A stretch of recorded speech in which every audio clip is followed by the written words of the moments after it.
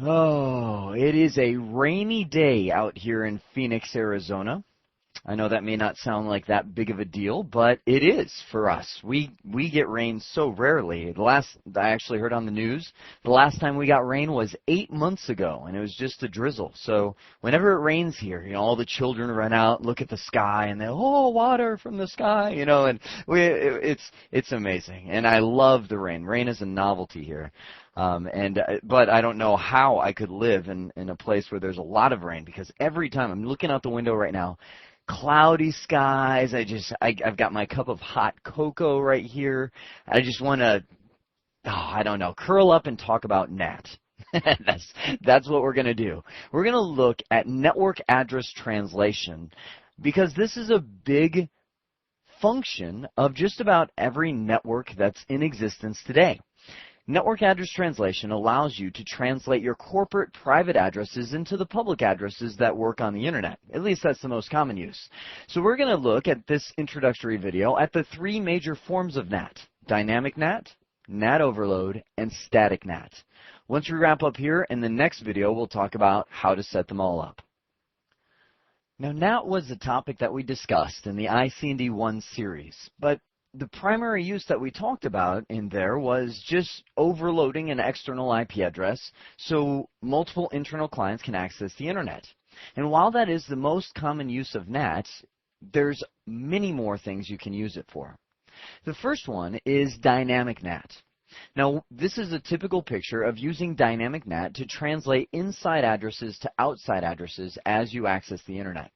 Now, it sounds just like what I described, but you'll notice that it is a one-to-one translation. As these clients go out from the internal network, they are assigned a public address, and it will stay there for as long as that session remains. So if it's a TCP session, there's a certain timeout. Once it ends, that public address goes back into the pool. Now, likewise, with dynamic NAT, you can have it translate the other way. I can go from outside to inside, and it can rotate around. Now, you might be thinking, well, where would that be used? I'll tell you, the most common place where you see dynamic NAT used is to solve problems with addressing. The problem that I'm mainly talking about is overlapping addresses. Let's say you've got, I'll try and squeeze it in over here. Oh, hang on. Let me do a quick little shindig. Let's say you've got an organization over here that has a router, and organization A acquires organization B over here on the right-hand side. Now, they did not plan in their acquisition system that they would have overlapping addresses. And maybe the A organization decided to use the 10 range, all 10 addresses over here, and the B organization also used 10 addresses. Well, you can't have that, because that's going to be duplication. What you can do with dynamic NAT is set up a pool, meaning when organization A accesses organization B, it will look as though they're coming from, we'll say 172.16. something. And when organization B accesses organization A, it will look like they're coming from 172.17. something. That's one form of dynamic NAT that's able to handle dynamic translations for overlapping networks. So while both of these people are using 10 networks, as they access each other, they'll become different addresses, so the devices will think, oh, well, there's no problem. Now, I know this may just seem illogical, because if I were in organization B and maybe I pinged an address 10.1.1.5 that also existed in organization A, well, how does the router know which 10.1.1.5 you're talking about, since we have overlapping addresses? Well, dynamic NAT, when you're using it in this system, does not work with IP addresses. Let me explain. If you have to have overlapping addresses, which some organizations do for a time, it requires the use of a DNS server. And let's say organization B, we're IT people. We usually think in terms of addresses, but normal people think in terms of names, DNS names. And let's say organization B accesses a server in organization A that is, we'll call it Corp SRV. Okay, and corp SRV is the one that is mapped to that 10.1.1.5 address. Well, as soon as the request goes out for corp SRV, that will be passed to a DNS server through the router. Now, as the DNS server replies, the router realizes, whoa, that's an address over here on the other side, meaning that's something from organization A they're trying to access. So as the DNS reply comes back, the router will rewrite the address to be 172.17.something and dynamically map. How are you even understanding any of this scribble I have on here? It will dynamically map it to something over there in organization A. So the point, let me draw it simpler down here, is you can have DNS here returning responses to names. As it comes through the router will hide what real address it is in organization A and make it 172.17 or 16. Something, whatever organization A was using, so that when this PC gets it, it goes, oh, well, I'll send that to my default gateway. Hits the gateway, NAT, dynamic NAT, translates it over to the real address, 10.1.1.5 of the corporate server in organization A. So you can see dynamic NAT, what it does is just do one-to-one address translations. In its simplest form, I can define a pool of address on one side and a pool on the other side, and that pool goes to that pool and vice versa. But you can also use it for some pretty complex stuff like overlapping addresses, and that is the most common use of dynamic NAT. Now, with that being said, dynamic NAT is the least common form used.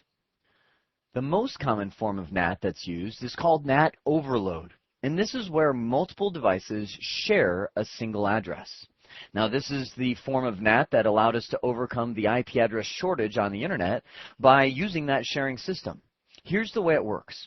We will have a router that's connected to the internet, and we'll say our corporate network behind here is using 192.168.1 addresses. So we'll say 192.168.1.0/24 exists on this network.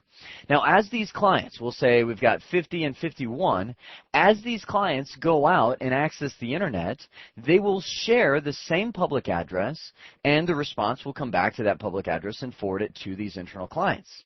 Now, this is possible because NAT overload uses port numbers. That's why you see my little note on the bottom. This form of NAT is commonly called PAT, or Port Address Translation. Now, the rumor goes that Microsoft actually came up with that term, but NAT overload is the technically accurate term to describe this. So the way it works is when you open a web browser or I'll say any network application on your PC, we'll just say a web browser, and go to www.cisco.com, the operating system dynamically generates a source port number. We'll say 1536 in this case. Now, that source port number is when traffic comes back to that client, it will be sent to that port number so it knows to put it in the right Internet Explorer window. I mean, think about this. Look at your computer right now. You probably have this video open along with many other applications. For example, if you're using Windows Vista, in my opinion, the ultimate waste of time operating system, and I say that not as a slam against Vista, but there's so many gadgets in there that just waste time. And you look at your little gadget bar on the right-hand side, and it's got news headlines that are constantly being streamed in, stock quotes, you've got pictures from the internet, all kinds of stuff that's just constantly coming in. Well, Vista, or whatever operating system you're using, has to have a way to separate all that. So it knows, oh, this data coming in on my network card goes to the stock quote portion. This one goes to the web browser window. This one is streaming radio that you're listening to on the internet. Hopefully not while I'm talking. But well, take an example. If you're using a streaming subscription to CBT Nuggets, right now my voice, the words that are coming out of my mouth, are streaming to you into a specific port number on your PC, and that's how it knows what application to send it to, which is playing it out the speakers. Wow, that's deep. So anyway, you open a web browser, and that operating system generates just port number 1536. It could be any port number that's out of the what's considered the well-known port number range. It's going to go to the destination of www.cisco.com on destination port 80. And that's how the Cisco web server knows you're needing to be sent to the web server application. You're not sending email or anything like that. You're looking for a web page. Well, as it goes through the router, as this arrow in the middle happens, the NAT overload process sees that request and says, okay, you came in on 192.168.1.51.1536, so I will send you out on 200.1.1.1 1536 as the source port number. And that's when Cisco replies back. It will be replying to the destination port 1536 and that public IP address. And when your router gets it, it looks at this table. This is known as a NAT translation table. We'll see it when we look at the configuration. And it looks at this table and goes, oh, 1536, right. That's mapped over here to 192.168.1.51, and poof, you get the web page back. Now, that could be happening at exactly the same time as this PC. Let's just say, for sake of argument, that this PC at exactly the same time, the exact, we'll say, second, opened a web browser window and its operating system generated 6751. And that, at the same time, you know, Cisco's a popular place to go. They went to Cisco.com as well at exactly the same time. Well, that's okay because they both have different source port numbers. So even though two identical requests saying, Cisco, send me your home page, is coming into the Cisco web server at the same time, it sees them as different because they're coming from different source port numbers. And when it sends information back, the router has no problem handling that because it says, oh, well, you're coming to one port number and you're going to another. So I have in my table what host to send you to. Okay? Now let's talk about an exception. You might know that there are 0 through 65,535 different port numbers that are available for TCP and UDP. Now, as applications are running on a busy network, I mean, you might have a computer that has 50 different network applications open at a time, using up 50 different port numbers. Now, you might think, as you start pondering things that could happen, what if two devices happen to generate the same source port number at the same time? What then? I mean, how would it handle that when both of those requests came to the router and they were both using, we'll say, source port 6751? The router's prepared for that because that's actually a very common circumstance. Because with a busy network and lots of applications, you can get into thousands of port numbers in use at a time. So the chance is multiple computers will use the same one. The router has no problem handling that. Whichever one gets there first, and there will be a first, you know, because the router can only receive one packet at a time, so one will be 1 millisecond behind the other. Whichever one gets there first will get the 6751 and go out as that. Now, once the other one, we'll say 192.168.1.49 comes in with a source of 6751, as that comes in, the router looks and goes, oh, sorry, man, 6751 is in use. I'll just give you the next free port. So it will map 192.168.1.49 : 6751 to 200.1.1.1, we'll say 6752. Seems too simple, right? But that's all it does. It just takes the next available port number, and now when the communication comes back to 6752, it looks and says, oh, well, I'll translate that port. Now you see why we call it PAT, port address translation. I'll translate that port back to the original that was sent from the client, 6751. Finally, the last form of NAT is known as static NAT. This form is typically used for hosting servers inside of your network.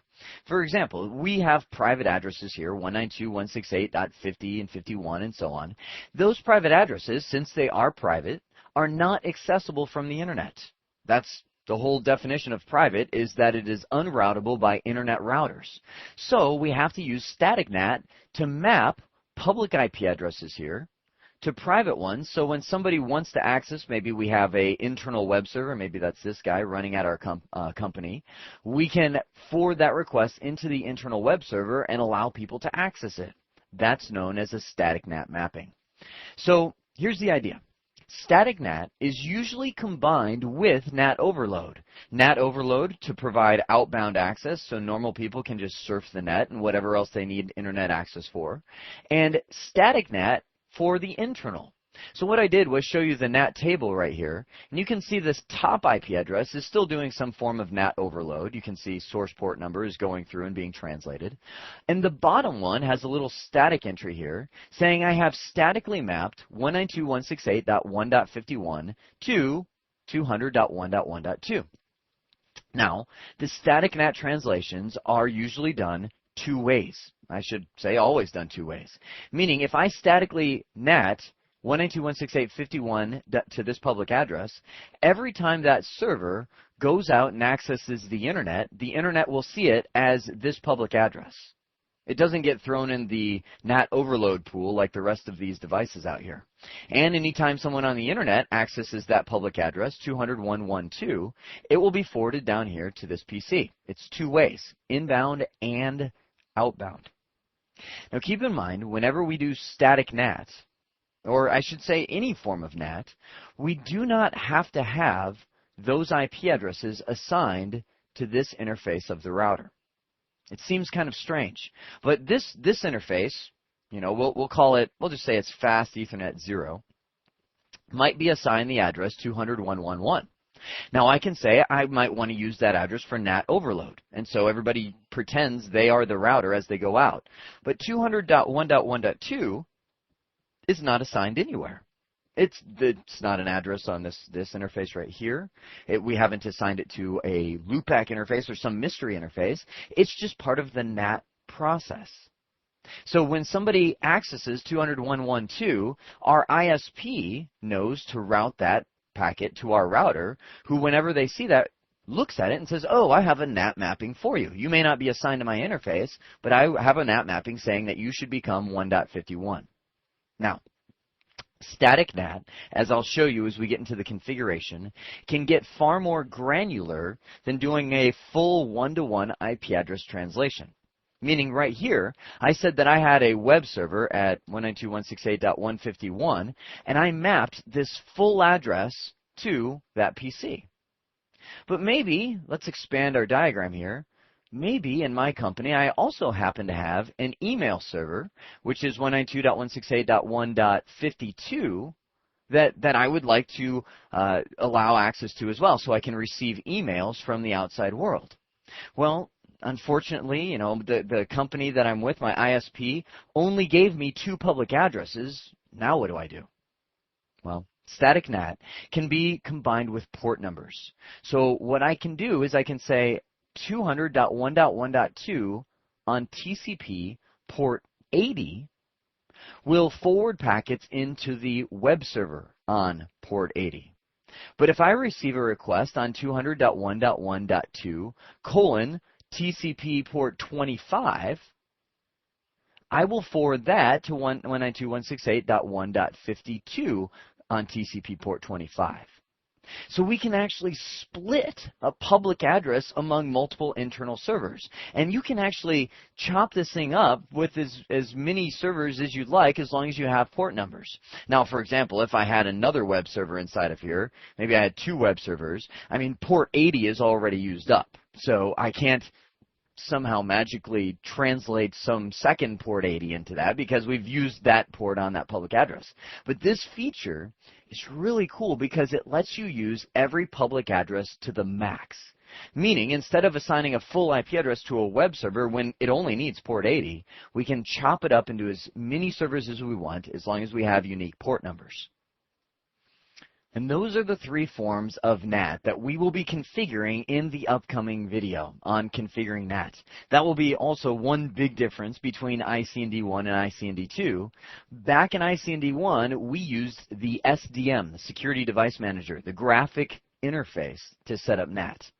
In this, the CCNA or ICND2, we will be using the command line, which is far more powerful than what the graphic interface can do. So we saw dynamic NAT. And what dynamic NAT is used for is to convert one pool of addresses to another. So I can say all of these private addresses translate over to these public addresses. Or I can use that for overlapping addresses so I can overcome that issue in an organization. We saw NAT overload, which is allowing you to overload one public address for many internal private addresses. And finally, we saw static NAT.